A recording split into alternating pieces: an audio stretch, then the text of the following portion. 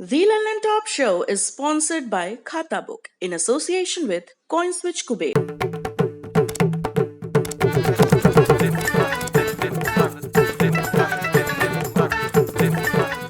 झंझट से मुक्ति, खाता बुक से दोस्ती। खाता बुक, बिजनेस हुआ इजी।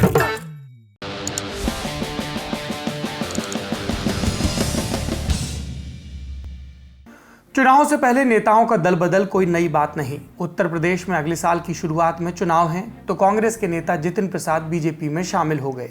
जैसे ही ब्रेकिंग चली, बड़े मायने और गहरे असर टाइप की बातें होने लगी।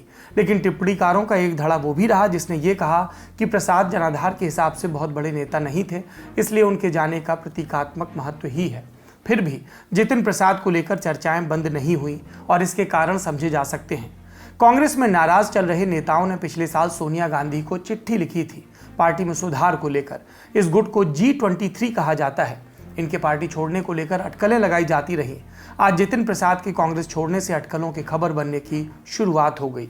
कभी जितिन प्रसाद का कद कांग्रेस में ज्योतिरादित्य सिंधिया या सचिन पायलट की तरह था, गांधी परिवार के करीबी और राहुल गांधी की टीम में शामिल यंग ब्लड। कांग्रेस के दिग्गज नेता जितेंद्र प्रसाद के बेटे हैं जितिन प्रसाद।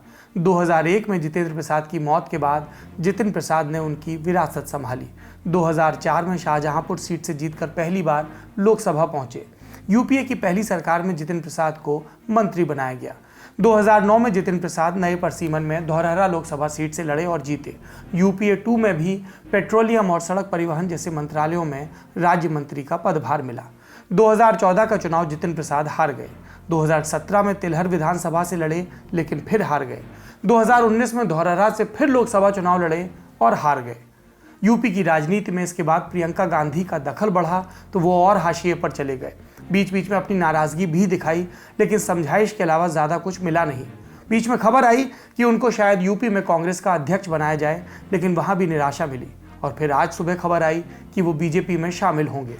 शामिल होने के बाद जितिन प्रसाद ने क्या कहा, सुनिए। आज कोई इस देश में असली माने में कोई राजनीतिक दल है जो संस्थागत इंस्टीट्यूशनल दल है,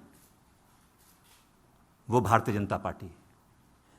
बाकी दल तो व्यक्ति विशेष और क्षेत्र के हो गए, मगर राष्ट्रीय दल के नाम पे अगर आज भारत में कोई दल है तो वो भारतीय जनता पार्टी है। और जिस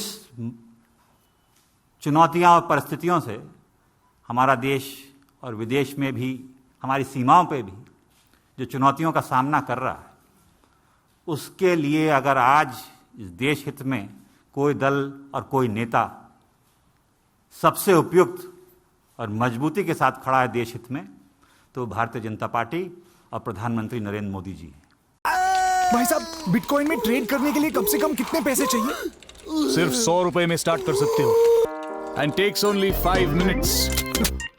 कॉइनस्विच कुबेर डाउनलोड करो और बिटकॉइन में ट्रेड करो। Fast, credible, flexible. ट्रेड कर बेफिक्र। जितिन प्रसाद का पार्टी छोड़ना कांग्रेस के बहुत बड़े संकट का एक छोटा सा हिस्सा भर है। अभी कांग्रेस की हालत यह है कि एक जगह लगी आग पर पानी डालते हैं तो दूसरी तरफ से लपटें दिखने लगती हैं। देश के गिने चुने राज्यों में कांग्रेस की सरकार है, लेकिन वहां भी खेमेबाजी चल रही है।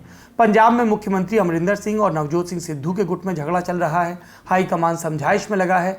3 सदस्यों की कमेटी बनाई गई है जिसने पिछले हफ्ते पंजाब कांग्रेस के सारे विधायकों और नेताओं को दिल्ली बुलाकर राय पूछी और अब ये कमेटी रिपोर्ट देगी। कमेटी के सदस्य और राज्यसभा में नेता प्रतिपक्ष मल्लिकार्जुन खड़गे ने इस बारे में आज क्या कहा, सुनिए। कुछ ने पार्टी को मजबूत बनाने के लिए सब किया जा रहा है और हमारी पार्टी में एकता है और मजबूती के साथ काम करने के लिए किस ढंग से करना, इसके लिए ही बैठा गया कमेटी और वो कमेटी अपनी काम कर रही है। हाईकमांड इतनी समर्थ है कि वो निर्णय लेकर पूरा काम ठीक करेगी। रिपोर्ट सर कब सबमिट करेंगे आप लोग?